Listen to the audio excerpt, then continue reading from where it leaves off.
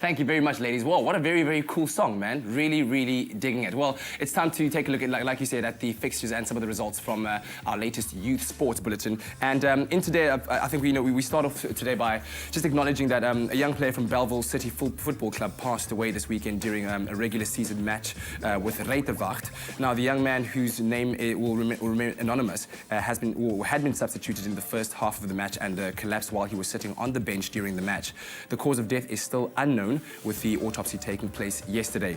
Now, our thoughts and condolences go out to the entire Belleville City Football Club and the teammates and the family of the young man who lost his life doing what he loved to do most.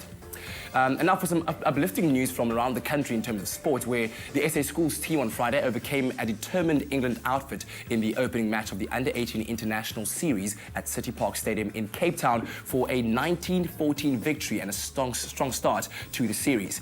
Now, South Africa would go down 7-0 thanks to a converted James Chisholm try before Grant Hermanus pulled a penalty back for the hosts. Inspirational captain Rikus Botma would go over the line for SA's first try as the teams entered the change room with South Africa 8-7 in the lead.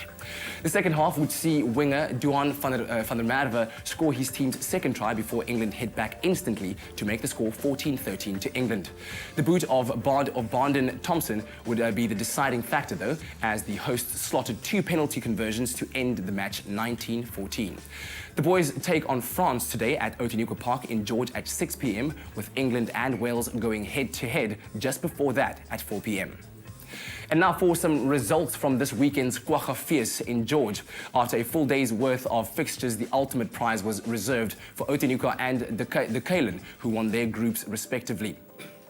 Now, in what was one of the closest matches of the day thus far, the home side would pimp their visitors to the post and win the netball competition with a final score of 7-6.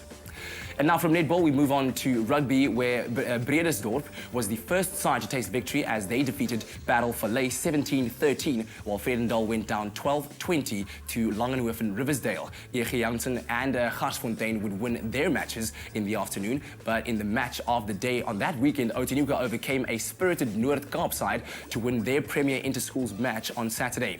Hilford Clark would be the first to cross the line for Noord-Kaap after some brilliant work from his backline.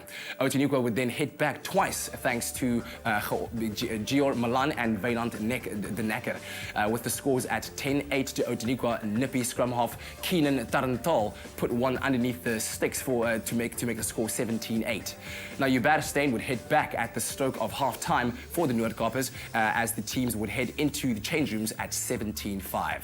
Or 17-15 rather, let's get that score right. Now, the second half would be much of the same blow-by-blow action as Noord-Kaap saw themselves stay in touch with the hosts until the 56th minute, when fly half Guillermo Mini put a drop goal through the sticks to make it 23-22 with only 14 minutes left on the clock. But then Outeniqua hit back almost instantaneously with a try from replacement JP Duvenage.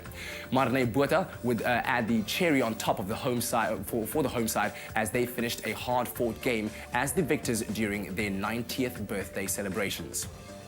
And finally, a quick look at other results from around the country. Grey PE and Grey College thrashed Selborne and Glenwood to once again assert their dominance in the South African schools rugby.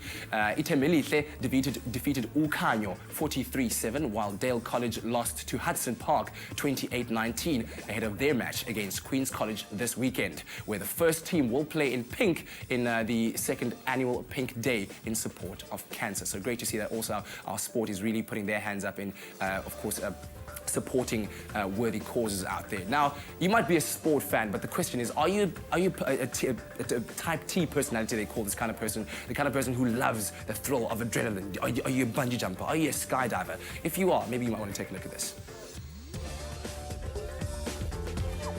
Expresso Youth Sport, brought to you by Deep Heat, warms pain away.